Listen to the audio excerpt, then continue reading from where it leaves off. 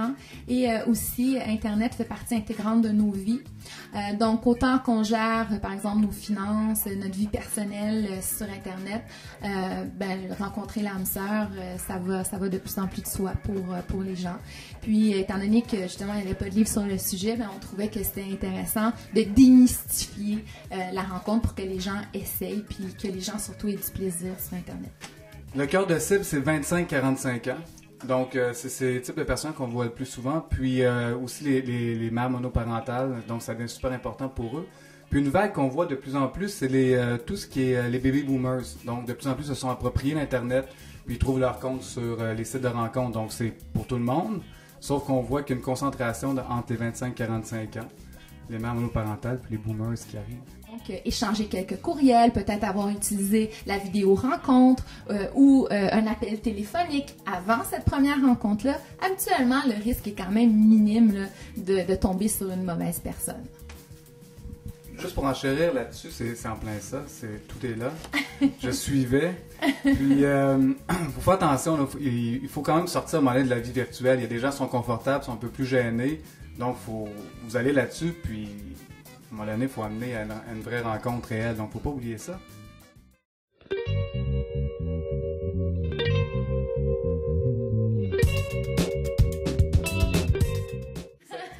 Certainement, ça fait déjà 3 ans qu'on est ensemble, puis oui, c'est un success story. Oui, effectivement. Moi, j'étais célibataire depuis quelques mois, 6 mois, quand j'ai rencontré Martin, puis ça a été un coup de foudre virtuel. Oui, ça peut exister des coups de foudre virtuels. Merci. En fait, on partageait vraiment beaucoup de passions communes. Moi, c'est vraiment ça qui a fait que j'ai été, c'est sûr, je le trouvais de mon goût, là. Mais on partageait vraiment beaucoup de passions, les voyages, notre vie professionnelle est importante, des sports. Grâce à lui, maintenant je fais du snowboard, alors qu'avant je faisais du ski alpin. Donc, moi, dans mon cas, ça a été tout ce qui faisait en sorte qui me ressemblait beaucoup, en fait. Mais c'est un homme, mais qui me ressemblait beaucoup.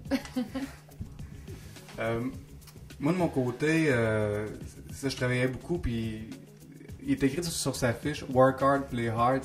C'est un peu cliché, mais en même temps, ça m'a accroché. Je me suis dit « Ok, cette personne va comprendre un peu ma vie, puis les passions que j'ai ». Donc, on a échangé ça, puis quand je l'ai vu aussi dans la vraie vie, j'ai vu ses beaux grands yeux bleus. Donc, je me suis dit, tout de suite, j'ai accroché, j'ai vraiment aimé ça. Puis, moi, de mon côté, j'ai montré à faire le snowboard. Maintenant, je fais du ski de fond.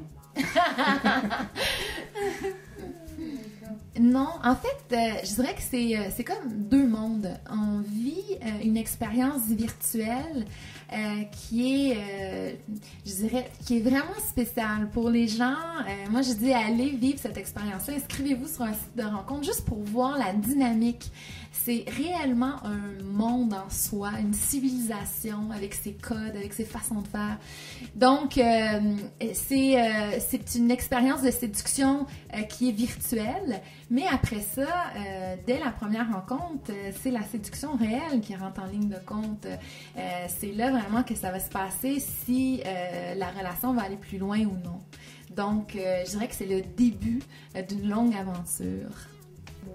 Bien, moi je dirais oser la rencontre sur Internet, allez-y, vivez l'expérience et surtout ayez du plaisir. Toi?